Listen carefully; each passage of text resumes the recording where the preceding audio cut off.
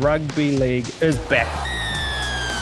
Drum roll, please. You're a true Warriors fan. I have no recollection of that hot take. We don't all have to agree. It's good to be back. It's just a really boring thing. Oh, no. Start winning some games. I think there'll be a lot of changes to the team. I've got them making the 8 for mine. Let's go.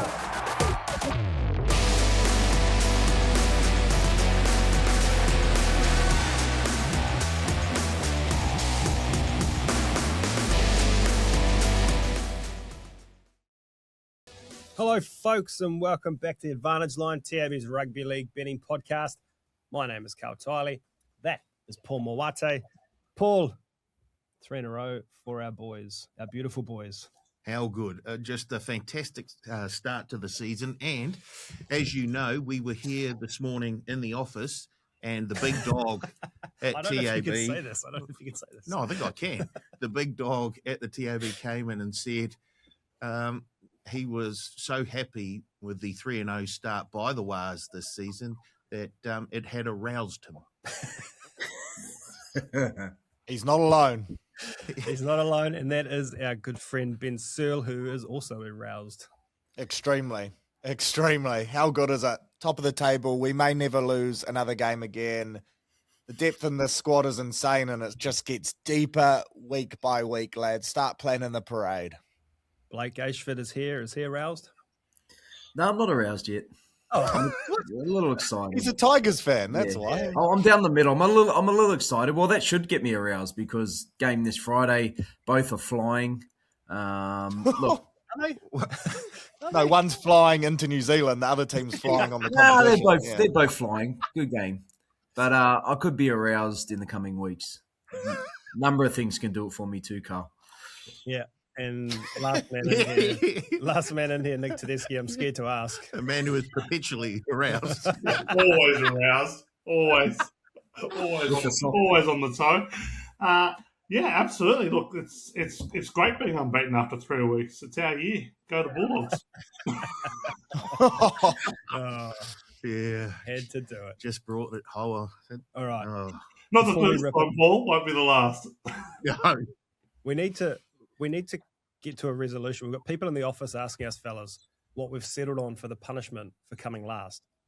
We haven't settled on anything yet. Yeah. So can we pick something today, perhaps?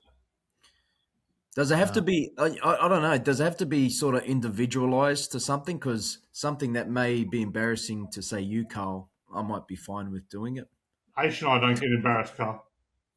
Like what, Aish? Yeah, so, I don't know. I was just using you as an example, us as an example. Sure. Okay. I'm not too sure. I'm just saying, is there something we can come up with that can be individualized? I think this could be a conversation for off. Yeah, could be. yeah, I'm not so keen on the individualized aspect of this conversation. I wouldn't be if I were you. This is a stitch up of the highest quality, and I'm not for it at all. We'll have one punishment for all. But just back yourself, Paul. Back yourself, mate. You won't come last. I feel like the obvious one is a tattoo of sorts. Like that's a real don't come last. Yeah. So I could promise that. But if I came last, there's like absolutely zero chance I get a tattoo. Oh, thanks for playing, pal. Searley, have you got any ideas? Look, the tattoo's pretty punchy. That's for damn sure. I'm confident I won't come last. Haven't heard the stats update, but yeah, most of my stuff's around the season still going, so it's hard to, Shaven head, hair dye. Yeah, something like that. Yeah, or be out in public in a different jersey. I don't know, something like that. I think something we can. You're the only one that public knows brainstorm. that, Walk around with a giant wooden spoon for 24 hours. Ayshford has fame. Maladi has infamy, so there's two people who are well known. I would love to see a full head of peroxide on Teddy, hair and beard. Yes. See, this is the individual stuff. Why stop there? We've got back. We've got. I don't know if there's enough peroxide in the world to cover all that. Okay. We'll take this offline, but we Okay, need to get okay. this sorted Yes. in the next Yeah. week. So, and Okay. we're all up front. So everyone knows. Yeah. Punters know what the punishment is. Yeah. And everyone has to buy in.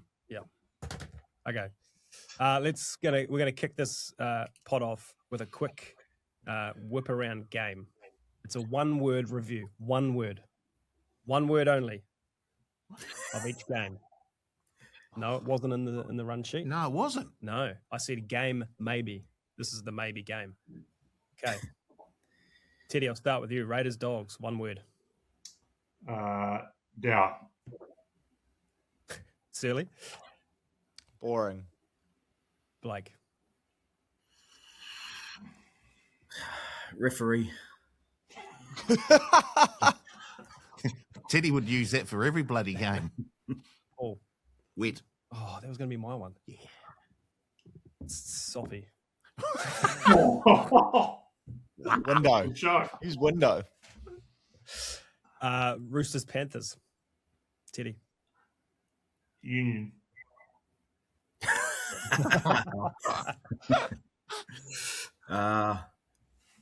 Premiership. Clinic. Scary. Jenkins.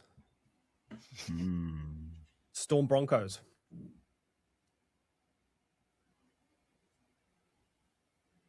Two Teddy's halves. gone. Two halves. Just trying to get a hyphen in between them. Ambush. Stefano. Back. Gutted. Knights, Warriors. Stitch. Up. Stop it with your hyphens.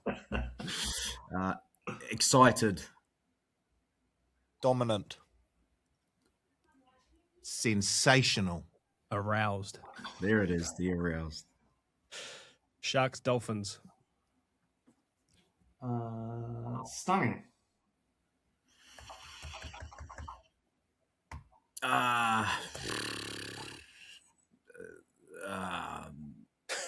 Good. I don't know. I was lost there. Is flat track 1 word? Oh, you just use the hyphen. Make it one. I just used the hyphen. There we go. I didn't do too well at school. Flat track.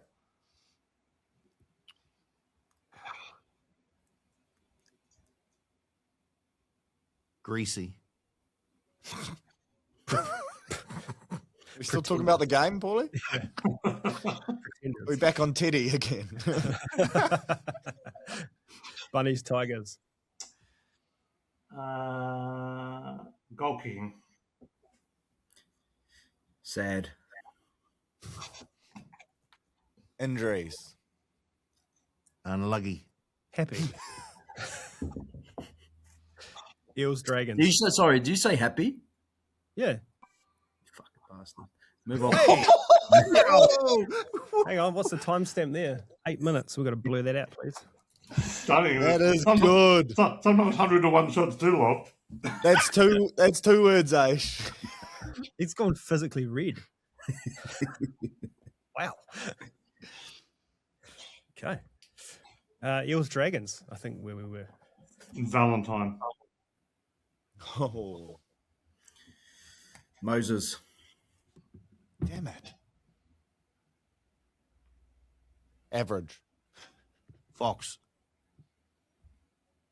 Did not watch. Like one of Teddy's referee reviews. And last but not least, Cowboys versus Titans. Spoon. Asleep. Hyphenated. Poo slinger.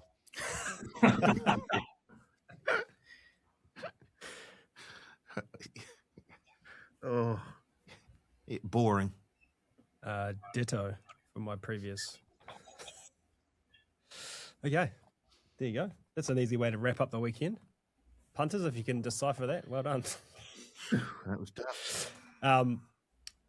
Continuing on the recap form of things, fellas. Betting recap before I throw to you, Paul. Give you some time to get the sheet up. That's your part in the show. We've got Sunday night, Paul. We had a couple of monster bets for the Warriors to win the premiership. We certainly did. a $2,100 bet on the Wires at $11, and a $2,000 bet on the Wires at $11. And then on Monday, the bookies decided to push them out to $12. So they're suckers for punishment. How are you feeling, Searley, after that? Did you triple down or? Yeah, well, I think I spent my $4,100 incredibly wisely on Sunday. That's my reflection of it, and I'm kind of gutted. I didn't know it was at 12s now. I might cash out and go again. Any thoughts on those bets, fellas? Smart. Yeah. Severe unders. Should have gone at the start of the year when we were tipping them at 25s and 30s. Because really, like, there's not much difference other than the Roosters win. They were pretty heavily expected to win those next two. So I'm not really sure a whole lot's changed, other than maybe Metcalf came back early. But they should have been shorter at the start of the year for sure. But I'm not sure that jumping on it at $11 is the way to go. I would wait to back the Warriors after a loss. Yeah. Oh, you're going to have to wait till next season because Searley just told us. Unbeaten. Well, on the Warriors, before Paul gets to his thing, can we just talk about possibly the worst beat of all time? Now, I took... Sorry, go on. I'll say, yeah, you give us the worst beat, and then I've got three really good winners here. I didn't have this, but the closing line in the total in the Warriors Newcastle game was 49.5. The game is 44 with Newcastle with the ball, 25 out from their own line, and I think it was Tyson Frizzell tries a chip and chase to a peak. He runs it and Hansen scores under the post. If you had under 49.5, just good luck getting through this week. You thought you felt bad after your golf trip, Carl. That's nothing compared to what anyone under 49.5 would feel. Or if you had Tane. Yeah, if you had Tane score. Yeah, that's pretty sick. I saw Johnny Tuivasa did a skit about punting, and then he had a bet on Tane. It obviously didn't go well. And then Tane replied in the comments and said he's just got a whole bunch of people in his DMs giving it to him. But three big winners here. They are all same game multis from that Warriors game. First one, this punter took a 4-leg same game multi, $10 on. The Warriors to win by a margin of 21-30. James Fisher-Harris to score a try. Luke Hansen to score a try, and Fletcher Hunt to score a try. $10 into $5,076. So well done to that punter. Can I just say, anyone putting James Fisher-Harris in to score a try, it's absolute sicko areas. I hope he sends a sling to Greg Marju for his attempted tackle on James Fisher-Harris there, where he ran out of the way. Well, that's a great segue, because this punter here had a 7 leg multi. Must be some alternate lines here. So Greg Marju to score, Jackson Ford to score, Lecker to score, Fletcher Hunt to score, Warriors to win, and then we've got an over total points and an under total points. So Wow. A little window there. They turned $10,000 into $3,700. So that's a good $10,000 bet. That kind of 7-leg multi. Imagine that. And then finally, this one here, 7-leg multi, only $1 on. Very smart punting. Greg Marju, Warriors to win by 13 plus. Jackson Ford, Leke Halasima, Tana Boyd, Aaron Clark. That's his first try as a Warrior, isn't it? And Luke Hansen, $1 into $2,900. Well, one putter was happy with Tane. Not bad at all. Good stuff. All right. New segment, fellas. Instead of good, the bad, the ugly, we're bringing up the spinning wheel for the first time in this season. Betting recap after. Oh, betting recap. Sorry. Jump the gun. Yeah. My bad. Sorry. Because I've prepared it all. Yeah, okay. You go first. It's the first for everything. There, yeah. Righty-ho. I'll stand down. Let's start with Carl. Let's let's go to the spinning wheel. Carl, best bet last week. Panthers to win into the Storm to win. No good. Try scorer, Bo Fermor. No good. Same game multi. Bunnies -5.5. Trell to score. Lauliki to score. Oh, damn it. And anything bet, he had Panthers to lead at halftime, Storm to lead at halftime, Sharks to lead at halftime, Raiders to lead at halftime. No good. Down 150 for the week, down $208 for the season. Pretty much flat. That's okay. We will now head to Blake. Best bet, under 57.5, Cowboys, Titans. Nice. Easy watch. Try scorer, Tommy Dearden. Same game multi. Wowee. Eels, Dragons, both to score 20 or more. Fox, first, second, or third try scorer. And Holmes to score a try. Anything bet. Panthers, Roosters, either team to win by 1-12. Oh, jeez. Into the Raiders, into the Storm, into the Eels. Oh, I got 1 out of 4. Not bad. Blake was down $55 for the week. He is up $153.25 for the season. We will go to... we'll go to Teddy next. Teddy, best bet, Knights +6.5. Try scorer, Fletcher Sharp, refund. Yes. Something. Same game multi, Storm to win, Farlongo to score a try, Hughes to score a try. No good. And his anything bet, Storm 41 or more at $3.40. No good. Teddy was down $100 for the week, and he is now up $182.50 for the season. We'll go to Searley next. Best bet, only Panthers to score 20 or more points at $2.55. Nice. You were dominating that bet type there, so it's a great find. They've dropped it to $1.70 this week, so the bookies have reacted. Still a bet. There. Try scorer bet, Braden Trindle. Yeah. Did you check the spelling of when he sent it through? Yeah, I'll tell you, I was looking, I'm thinking, is he combining two players here? I've given him the win there. Trindle scored a try. I would hope you did. Yeah. Same game multi. Trell to score a try. Buller to score a try. Either team to win by 1-12. No good. And anything bet. Preston, Lasati, and Lukey all to score tries. Refund. No. Lasati just drops out of the multi, and you go with Preston into Lukey. Lukey didn't score a try. So that's a negative. You are up $137.50 for the week, and you are up $187.50 for the season. Yes, Searley. Finally, me, best bet, under 51.5 in the Knights Warriors game. Tick. Harry Grant. Sorry, do you remember last week I said I want to take the Warriors over 38.5? Yes. How sick is that? Yeah. Harry Grant to score a try. No. Same game multi. Graham, Gray, Trell, Skelton to score tries. That's a refund. And anything bet. Wires to win. Into Storm, 13 and over. No good. Down 30 for the week.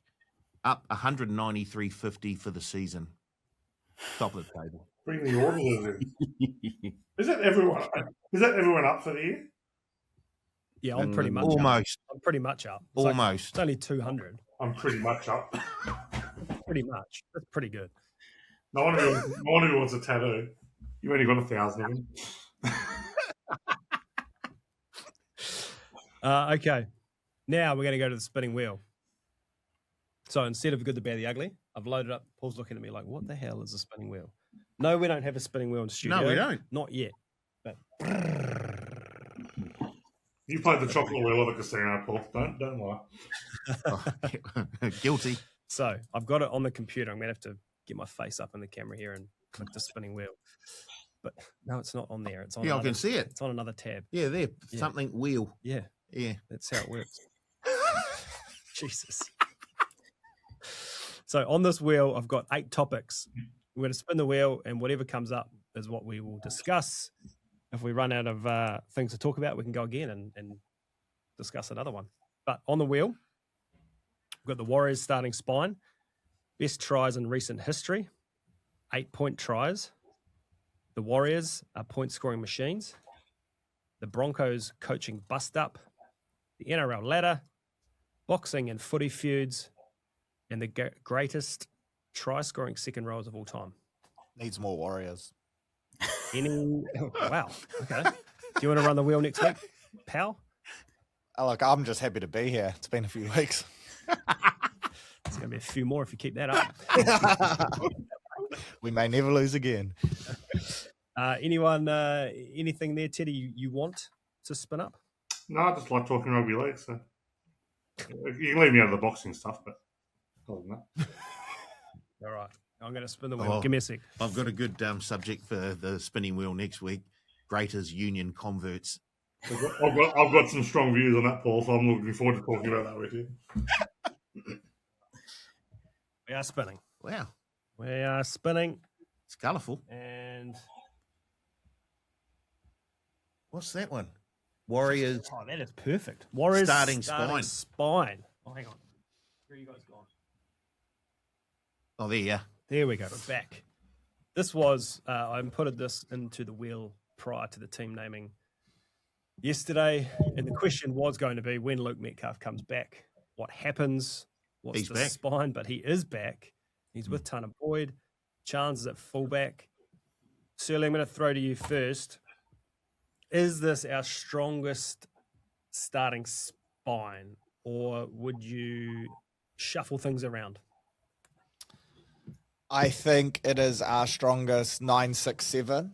I do think there is a potential debate around Chance potentially playing centre with Tane at the back, but at the same time, all the comms around Chance from the players and the coaching staff is defensively, he is a great organiser, and that is a massive part of the game, isn't it? So I think we trust Webby and we trust the lads, and that is the opinion that they hold at the moment, or majority do anyway. So, yeah, I think this is our strongest spine all round at the moment. I think Metcalf coming back is massive for us. With the form that Tanner Boyd is in at the moment, he is pretty much controlling the game, and it allows Luke to do what he does best, and that is run the footy, pop up, support lines, all that type of stuff. So I have no problems with him coming straight back in, and I'm incredibly excited to see how it develops over the next month or so. Yep. Nice. Blake. Yeah. I mean, at this current stage, well, we've seen what Tanner Boyd has done. So I guess with what they've got on offer, it is the strongest spine. I agree with Webby. The defense, I think it's underrated part of Chance. I think we look at Tane, and rightly so. He's not a liability in their defense, but I just think with Chance, I think we undervalue how many tries he actually saves, how he actually moves the defensive line around to where they're supposed to be. I think it's an undervalued thing in Chance. Now, we cast our mind back to before round one. If all were healthy, would this have been the spine we would have picked? Probably not. So I guess the luxury is we've got to see Tanner Boyd grow these last 3 weeks and play some good footy. But a lot of it has been down to the Warriors forward pack and how they're going and monstering teams. So yet to play on the back foot, the Warriors. That will be when we know, I guess, who's the best and whether they have sort of grown into the players that we think they are. But at this current stage, I agree. It's the best spine I think they can put on paper. I kind of lean towards what Searley said. I think Tane to fullback, Chance potentially to centre, but also Chance has not done anything wrong at all. And he was huge even when he had come up and play 6 the other week. Defensively, he was massive. And he's a big body, and I think he does need to be in the team somewhere. Where are you at? I'm happy with the status quo at the moment. I mean, as Blake said, at the beginning of the season, the top spine probably would have had Metcalf in the 7 and Harris DeVita in the 6. Tanner Boyd has just played so spectacularly well that he's forced Webby's hand. And on top of that, the players that they've got in behind to come in and help when Egan gets a rest midway through the game and Sam Healy comes on, he adds a huge boost of energy. Egan gets a bit of a breather. And then when he comes back on, he has that energy as well. You have a look, Jet Cleary, yet to play for the top team. Jai Lene, yet to play for the top team. There is a bit of, I guess, a whole heap of depth there. I know Tuopiki, the more experience he gets, the better he'll get at the back there, certainly defensively, and running that defensive line the way that a Clockstad does at the moment. So it's just, there are so many positives, not just on the spine, the whole team overall, but the spine, I think you can say right now is playing the best that any spine has for the Wars, especially against the opposition that they've had early on. Look at Teddy. Come on, Teddy. What? Now we're finished with the orgy of excitement and positive vibes. Let's get into a bit of reality. There's absolutely no way Tanner Boyd is in the best spine, and it is absolute nothing but recency bias to suggest he is. Chanel is a much better player. Much, much better player. He's played 3 good games, Tanner Boyd. In a career of 80-odd first-grade games, I'm going to say the likelihood is we're going to face some regression soon, and the future is probably more positive with Chanel there. I agree. We're talking right now, aren't we? Yeah, we're talking right now. Yeah, right now, exactly. So it's not going to fall off. It's going to fall off pretty quickly soon. And when you play a good team, which might be this week, Tanner Boyd will probably have another great game as 14.5-point favourites at home against the Tigers. But let's see when they actually get a decent matchup. With the Tuopiki chance thing, I kind of agree with everything that's been said there. Like I love Tuopiki. I think he should be in the side somewhere. And I think the best position for him is to play fullback and chance to play in the centre. But totally accept what you're saying about all the defensive work that goes on there. Like I think that's fair. And he also has the runs on the board. But in no way in the world should Tanner Boyd be playing ahead of Chanel.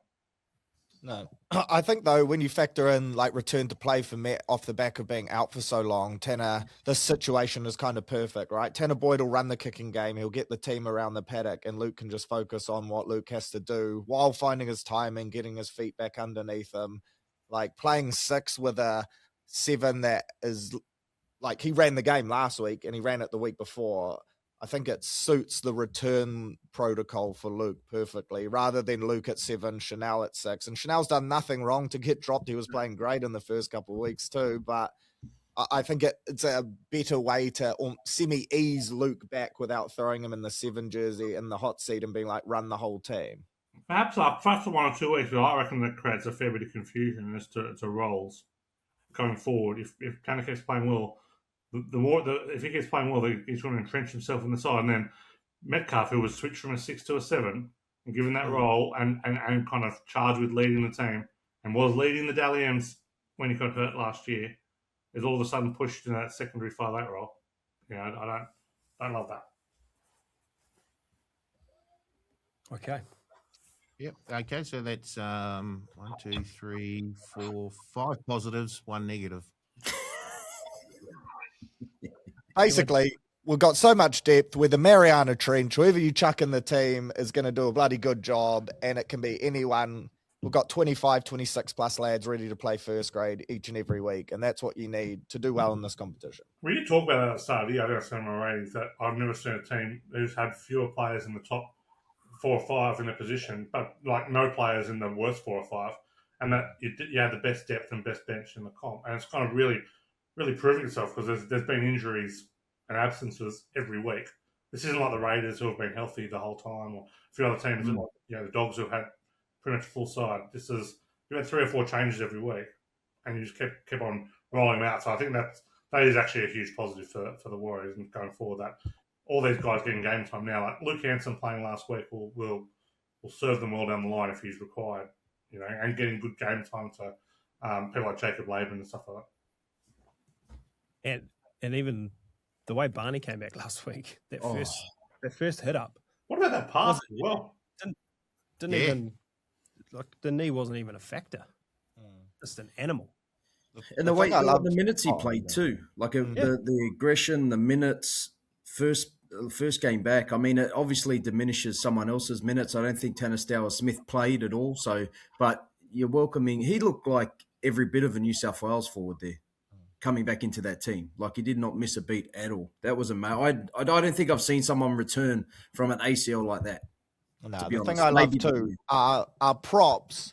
A lot of them are ex-second rowers with skill set, right? Like Barney, Jacko Ford, Dimitrik, they haven't been props coming up through the grades, so they can ball play as well, and they can turn on the little subtleties in their game as well as do the aggressive, hard-running stuff. And I think our pack suits how quick the game is now, right?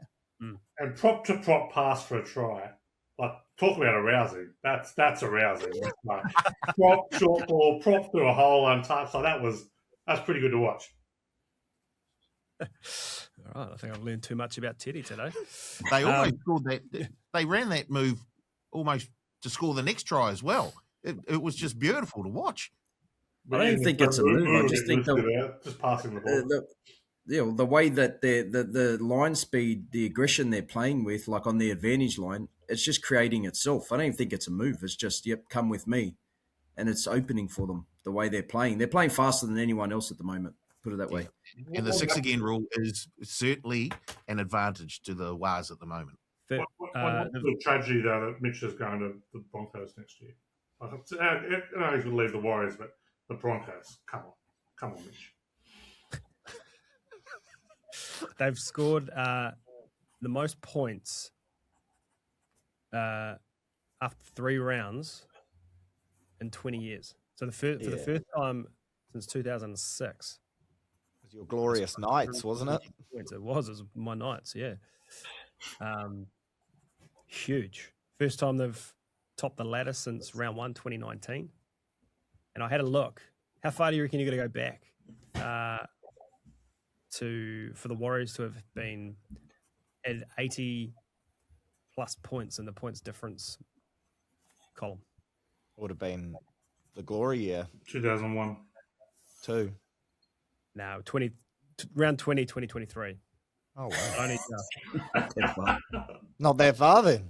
Not that far. Well, we've scored 82 points in 2 games at home. So. Yeah. I can't wait till we get to the preview shortly. Before we go into the preview, though, I just noticed something behind you, Paul. I don't think that's appropriate for a rugby league podcast. Disgusting. Is that better? Yeah, it's much better. We're working to very tight budgets here, Teddy. Yeah. You should see that like this, yeah. Studios. Anyway. All right. We'll leave the wheel there. We will bring the wheel back next week. I'm taking suggestions on the wheel topics. I thought it was really good.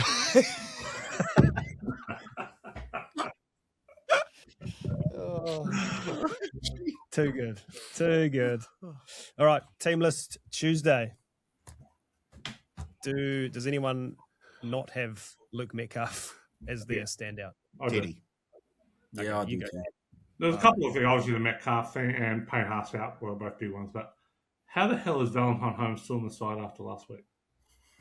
All right, seriously, Shane Flanagan, you need to find a young player. Maybe David Farley, someone like that, and get him in them. Players play bad and you have a bad game. That's acceptable. The complete lack of effort was like he does not want to be out there playing first grade. He does not care. He's there collecting a paycheck. If Flanagan's a big attitude coach, and you would think that if he's going to try and build a culture or try and get the most out of his players, he's going to have to go to his young players and hold some of these old players accountable. I know Aish has some views on Gutho and how he played the other day, but Holmes was embarrassing, and should not have been there. I was actually stunned to see he wasn't dropped this week. Yeah, I think there's other players. Well, he'd be one, but there'd be a lot of players that he'd have to drop. He'd almost have to replace the team with some of the efforts they had. But mine's Kiwi International. just cannot get a run. Matt Timoko. Come to the Warriors. Yeah. Now he's dropped out from the 18 into the reserves, obviously just to get him some game time, I'm assuming. But, I mean, I would be putting Simi Sasangi, who hasn't played bad at all. I'd be putting him on a bench or in a forward pack because his footwork is lightning. He's big enough body to play in the middle. And then you've add the lightning quick, aggressive speed that Timoko has. And I just don't know why he's not in the team. I don't know if it's still that injury or because Sasangi's playing good. I'm just not sure. When you're sitting 1-2 and your only win came off a field goal, I would be rushing Matty Timoko back into the squad, international centre. Yeah, that was my one too. Like, Simi Sasagi's a great player, but he's a second rower by trade, right? That can play centre as well. You've got a Kiwi international centre there who brings you some strike and some X factor and can score points, which is what they need at the moment. Off the back of that forward pack, which is still pretty dominant, they just need some points in them. So I believe he played cup last week and ripped up too. So he is playing. His foot's good to go. Yeah, he's someone that I would be shocked if a lot of coaches or clubs aren't ringing his agent and just inquiring as to what is going on, because he would start in the majority of clubs out there at the moment. Who you got, Paul? Well, Metcalf was the obvious one. I've gone a little bit outside the square here. I'm going to go with Jacob Halengahu, who jumps onto the interchange bench for the Dragons. Young fella. I don't think he's 20 yet. But he sort of seems to be in the same sort of mold as a Leka Halasima, not to the same level right now, but has represented New South Wales in state of origin age grade. He's a young fellow with a big future, I think, and he'll give them a whole heap of energy off that bench on Sunday afternoon. Okay. Mine is Metcalf adjacent, I suppose, in the makeup of the Warriors bench. And I'm just very interested to see how Webby runs out and uses that bench over the weekend with Healy, Harris Tavita, Tuapiki there as well. Just sort of, yeah, it'll be very interesting to see.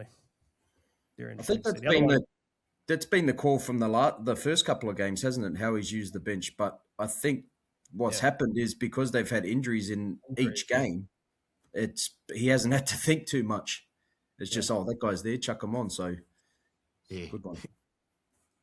The six-man bench is another thing that's really, it's come along. It's something that should have been introduced a long time ago, because it gives you the opportunity for an early injury in a game to an outside back or even in the halves to be able to replace them and still have your big boppers there. And on that, I would expect Tuapiki to go onto the interchange bench and one of the big forwards to drop out, either Tanner Stowers-Smith or Nia Corey. You reckon? Well, I think they'll just run through a three-man rotation with the forwards, and then if there's no injuries, Healy goes on. If there's an injury, Tuapiki goes on. Or Harris Trevitas as a half. I think that's what they're doing with benches. I don't think you need to have four big forwards on the bench. I think you kind of have a cover for hooker, cover for half, and a cover for outside back. Yeah. Okay. Stat chat. Teddy, what was can you remember your stat of the week last week? No. Let me have a look. Stat of the week last week, I think, was top 4 teams at home cover at 70% against teams outside the 8. Rounds 3 to 6, which did not happen. Shout out the Melbourne Storm. Cross. Okay, so that's 2 weeks in a row that Teddy's stat of the week has not hit. Tough times, quietly. Tough times. My betting accounts can attest to that. So let's go around the room. I'll start off. The underdog has won each of the Broncos' last 7 matches. Good one. I've only got in that one Dolphins 26-18 against the spread at night. So they're a night team. Yep. Paul? Dragons have won 5 of the last 6 against the Titans, and all 5 of those wins have been by 13 or more. Nice. I've got Dragons have covered 20 of their last 29 off a double-digit loss. Also, Gold Coast have lost the last 15 in a row on a Sunday. That's because they have massive Saturdays. And fair enough, you're in the Goldie. GC. I think you have massive Thursday, Friday, Saturdays in the Goldie. Based on their record, Paul, I think you're 100% right. What was that? They've lost how many of their last? 15 in a row. Last 15 in a row on a Sunday. I feel like they only play on Sundays. I think that's the problem, Carl. Yes, exactly. What do you got, Searley? Warriors have won their last 8 straight against the Tigers. Tigers haven't won here since 2018. The Warriors have been a double-digit favourite 9 times in the last 4 years, and they have not covered one of them. We'll say Tigers have lost their last 10 Friday night away games, their last 10. So well, why don't they talk with the Titans then? They need to do something. And they take the Sunday afternoon at Leichhardt. Yep. I'll run through the rest of the games we haven't discussed here. Manly Roosters, Anthony Seibold teams have covered 63% as a home underdog. The Bulldogs Knights, since 2008, the under is 22-7 with an average score of 34 points. That is the lowest head-to-head matchup since 2008 total points. Wow. Penrith have covered 7 of their last 8 as a favourite of 8 or more. The Cowboys Storm, home underdogs of 12 or more, cover at 71% the last 4 years. And the Raiders Sharks, Canberra have covered just 5 of their last 17 at home when they're $1.70 or bigger. Wow. What's the stat of the week? Stat of the week, the under in the Bulldogs game. 22-7, 34 points head-to-head. Okay, let's go to the game previews then.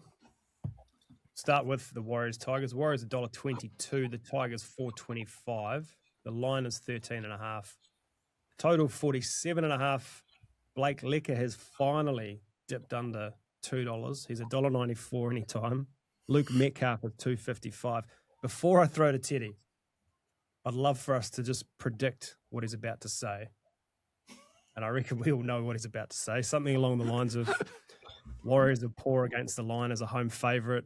Teams offered 26-point win cover at 19% on a Friday night versus the Tigers. Something like that.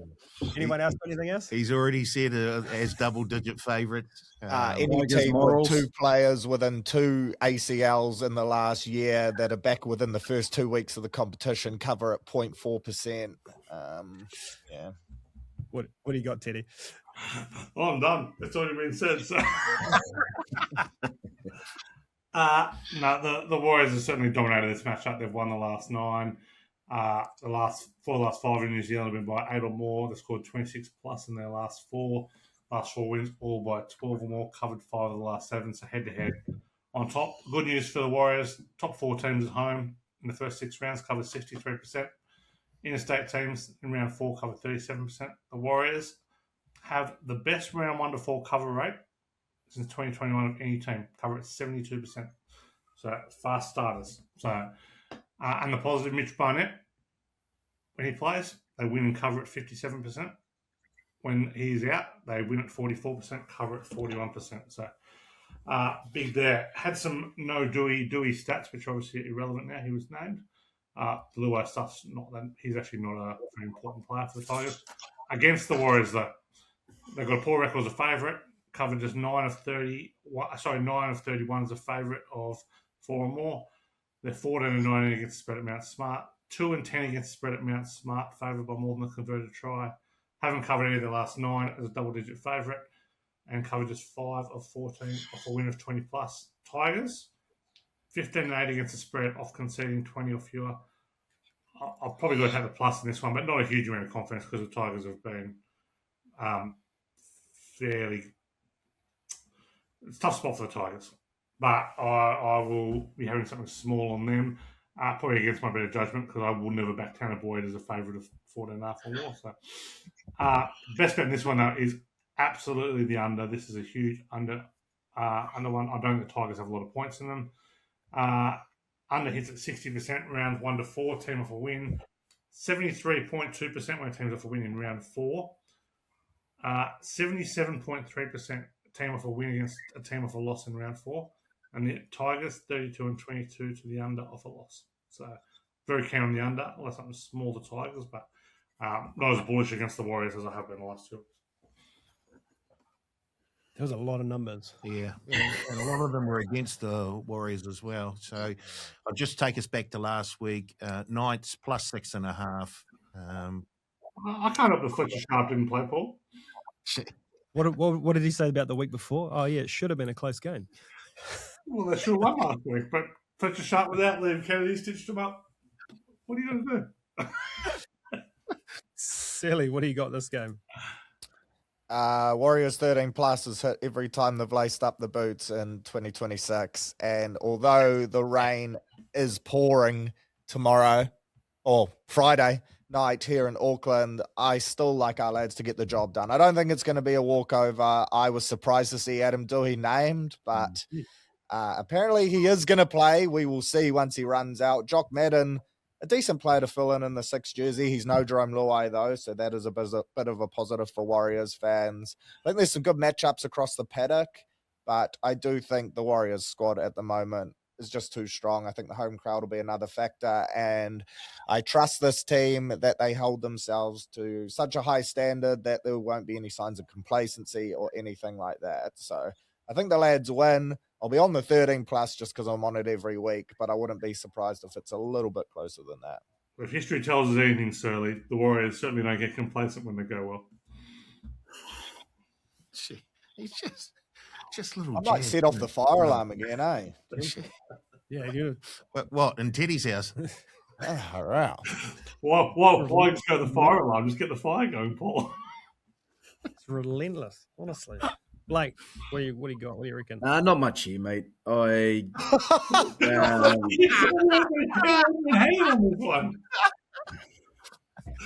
much here at all. Who do you want to win this week? I honestly don't care. I love both teams. So. Rugby league's the winner? Is that Rugby right? league is the winner. I'd love nothing better for this to be the grand final matchup. But look, I can't see the Tigers. Sorry? Who would you want to win said grand final if it was the matchup? I don't know. I'll kick you out. Wow. I think the fact he's refusing to answer gives us an indication. It doesn't, because there's a lot of factors that go into it. I really have to sit and ponder my thoughts on this. Fair enough. Here you go. Here's some homework for you, Blake. Next week, I need you to tell us. Well, to be fair, it must be hard being good enough at a sport that you can play for multiple teams professionally. We don't have that same predicament, do we? So we don't get the heartstrings pulled on us. Must be nice. I'll tell you what I'm feeling sorry for right now. The poor old Cronulla Sharks. Come on, Blake. So don't want to mention them. You know what my thoughts on them. Going the Tigers. This game, look, I just think the Warriors win. I don't have too much around. I was surprised. I wasn't surprised. I think the team's moving in the right direction, the Tigers, and they're starting to buy in what Benji's putting out there. They're sticking into games where I thought 12-0 down last week. Geez, they could have turned ugly, and they actually potentially. If these halves didn't get injured, I reckon come away with the win in that game. But I can't see them coming over here and winning. All the stats are against them. Plus, you're versing a Warriors team who's different than I've seen in the last 10 years. Yeah. Was? Yeah, the Waz, they're 100% win rate for rounds 1 to 3 in 2026. They're 100% covering the line in rounds 1 to 3, 2026. They're averaging 40 points a game in rounds 1 to 3, 2026. This is, as Blake said, this is a different Warriors squad. They have pretty much every position covered. This is really, really. This could be dangerous for the Tigers this Friday, and I'm worried for Adam Dewey with a dodgy hammy on a cold Auckland night with a slippery surface. I'm not sure he'll finish the game. Waz, just get on the Waz. Wow! Shout out to Adam Dewey. Sorry, bro. It'd be good to see. Hopefully, Bunty Afoa gets a run for the Tigers as well. Yeah, that would be. It would be nice. Yep. Next one, Broncos $1.67, the Dolphins $2.20, the line 3.5, the total 50.5. Molo and Flegler back for the Finns, and Adam Reynolds back for the Broncos, but no Payne Haas. I've got the Dolphins winning this one. Yeah, fins up. Yeah, I'm with you, with everyone on this one. Broncos have won 5 of the 6 matchups, but the Dolphins have covered 4 of them, so they've historically been very close matches. The under is in 5 of the 6. Heaps of drama at the Broncos. There's more to come out of this Ben Teo situation, I suspect. Assistant coaches don't just walk out of jobs in round 3, after round 3. So there's plenty happening there. Never mind the Gordon Tallis and all that stuff off the field as well. So bit going on. Michael Maguire teams aren't good as decent as favourites. So the line's floating between 3.5, 4.5. But as a 4-point favourite, his team's covered 42%. Broncos have covered just 46% at Suncorp. Dolphins, they're a night team, pure night team, which is funny considering they've got such a hot attack, but they've covered 26 of 18 at night, and I think they're like 8 and 18 against spread in day games. So they're 23 and 15 against spread as an underdog of at least 4 points. So I'll be back on the Dolphins and unders as well. A lot of the understats from the last game, but Maguire, when his teams are favoured, the under hits at a ridiculous 65%. So Broncos slight favourites here. So steaming into the unders and back in the Dolphins with a good amount of confidence, actually. Anyone else? I thought they showed who they were last week in that game, because it looked like the Sharks had the running. Like, they look fast, they look fit, they look like they were playing over the advantage line. It looked like the Dolphins were about to crack early doors, and then stayed resilient, come away with it. I loved what I saw from the Dolphins after a scratchy first 2 weeks. I think they get it done too. Yeah, agreed. I was really disappointed in their first couple of weeks. I think we were all pretty high on them in the preseason with our ladder predictions and whatnot, but I think they showed last week that potential in the squad that we all knew they had. So, yeah, I'm backing them in as well. Yeah, I do like the unders, Teddy, because I had a look at those meetings between the Broncos and the Dolphins, and 4 of the last 5 meetings between these two teams, the losing team has scored 6 points or less, and twice have failed to score. Okay. Good homework, Paulie. Are you all right? Yeah. I thought you were just going to talk about Fletcher Sharp being back, but that's huge. It's a shame we can't get Searley back next week.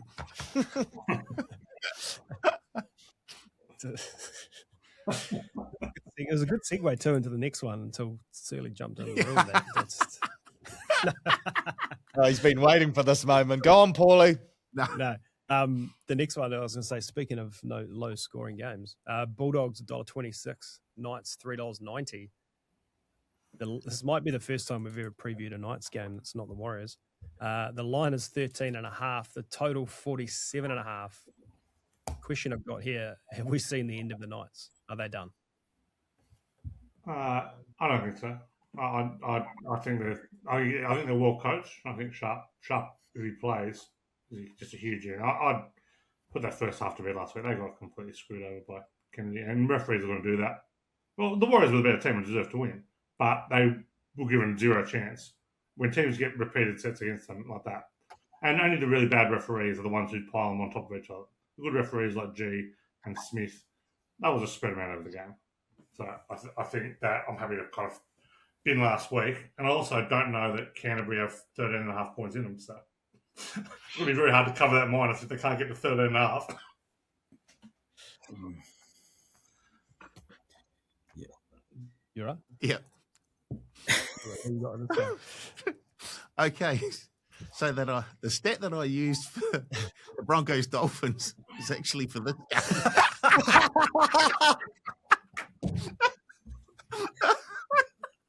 There he is. Oh, That's the Paul we all know. Dogs Knights. Wow. 4 of the last 5 meetings between the two teams, the losing team has scored 6 points or less, and twice have failed to score at all. There we go. There's your stat for this game. It's a big unders game. It's just good. It's just good when things get back on track and you can kind of feel like you're at home. Paul having done homework that seemed like an interesting stat and got it on the right game just seemed too perfect. So it was good to have. Searley, I apologise for everything we said before. I literally called it with the Fletcher Sharp link as well, and then bang, there it is. So I will be back next week, Paulie. Maybe you have a spell. Yeah, exactly. Searley, come sit here, pal. Yeah, I'll fly down. Bye, You folks. got a spare room in Orange there, Teddy? That is something. Anyone back in the Knights? Nah, I think losing Trey Mooney hurts as well, right? Like, where are they getting their go forward? I actually like Satili Tupanua starting for the Dogs too. I know it's brought about off suspension, but he's aggressive. He runs hard. He carries hard, and I think they have a real opportunity to dominate this Knights forward pack as well. So I don't think it's going to be a pretty watch, but I think the Dogs will be too good. You made a good point earlier as well. So that the Warriors have got their second rowers playing prop. Coming through the grade. I think in the where they're trying to make the game faster and faster and faster. I absolutely love seeing Satili. That was kind of the first thought to me. Like quick leg squeeze, quick play the balls, get rolls on. Yeah, it does highlight the Dogs' lack of depth in the forward pack, though. They're waiting for Leo back, right? Yeah, well, we also have no middles. So. Yeah, that's what that highlights, and I think the Knights will cover, but I think the Knights aren't done either. I think their team's not as bad as we're going. I think the Warriors for sure. are too good. For all the credit the Dogs have been getting, we have no middles, no hooker, and no halfback. So, and possibly no fullback. So there's a few issues around recruitment at the Dogs. There's worse teams than the Knights in the comp, and they're playing each other in the last game of the weekend. Yeah, and also for all the knock on the Knights, they're well coached. Like Holbrook has done a very, very good job, and I don't think Sharp will play. But Sharp plays, that 13.5 looks pretty big if you ask me. The Dogs don't have a lot of points in them. And we mentioned earlier the under is absolutely the best bet in this one. Is under angles everywhere, and one more for the Dogs. When they're off conceding 14 or fewer, the under is 17-5. So the under hits it. Oh, they're focusing on defence. Knights have no points in them. Yeah, under. How do they go when their coach has 50 stitches in his hand off the back of a broken window? Well, 1-0 so far. Yeah, okay. Good to know. So you can make stats up too. To fancy your team.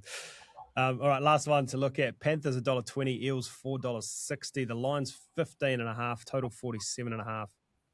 Para have scored the first try in each of the last 6 matches against the Panthers. And then the other one I really like. Panthers have only given up 10 points to start the year. That is wild. 2 try. One every game by 20 plus. Yep. $1.67, best bet. Yeah, lock it in. Well, Penrith have finally been well found by the market. 14.5 point favourites this week after floating around the 6-point favourite, 8-point favourites the first few weeks. The first time this year they've been double-digit favourite. The stat that really got me, total in this one's 47.5. 22 of the last 24 matches have gone 46 or under between these two. And the under was either 7 or 1 or 8, depending on what your line was in the Warriors game last week. Total was so. Lines are too big at the moment. You've got to be on the under here. Some great under angles here too. The under's 10-3 when Penrith are scoring 40 plus. 20-10 when Para play at Combat because a whole heap of them. I'd probably rather be on the minus though than the plus. I'll be backing Paramount team total under, whatever that is. That'll be 0 to 10 points is 260. It's a real good bet. The Parents have covered 7 of 8 as a favourite of 8 or more. They've covered 4 or 5 at Combank after a pretty slow start there last year. The Eels, not good off a win. 12 and 19 off a win against the spread. 6 and 17 against the spread for double-digit wins. So I think Penrith get them comfortably, but I really care on the under in this one. Yep, I like that. I like it.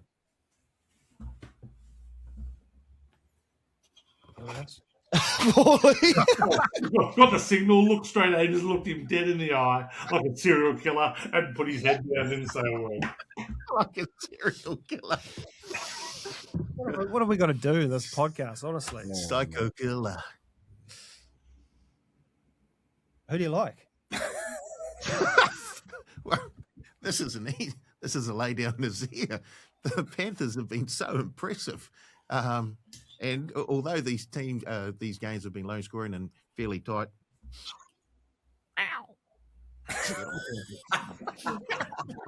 That was like a cat that had been ran over in its driveway. Oh, wow. Anyone else got anything, or should we just get to betting and wrap this I up? think we get to betting. The wheels are, well, they're moving, but they're falling off. They're loosening. They're gone. Okay. I'll start. Best bet this week, the Knights under 17.5 at $1.91. I was going to be a low-scoring game. Can't see the Knights scoring many points. Try scorer. I was hesitant here, but I feel like I've got to ride the hot hand. Tom Jenkins, 2+ at 265. He doesn't have a rugby bloke trying to, or attempting to tackle him, standing in front of him this week. But he scored 2 the 2 weeks before that as well. He's younger. Milky. Right. Same game multi. Liquor. Luke and the Tigers under 2.5 tries at $10.16. And then anything else, very soft here from me, but taking all the $1.20 favourites. Warriors, Dogs, Panthers, and Storm at $2.21. Paul, what have you got? Best bet, Dragons, head-to-head, $2.02. Try scorer, Sua Whangalongo, 2 or more. Whangalongo? Whaalongo. Lagius. Whaalongo, 2 or more tries, $3.25. Wow. Same game multi. Dolphins plus 3.5. Anderson to score a try. Issa Ako to score a try. Under 50.5 points. $20.91. Anything bet? I'm going to the, hold on. I'll tell you what it is. It's the round 4 specials. Here we go. I'm going to go lowest scoring game.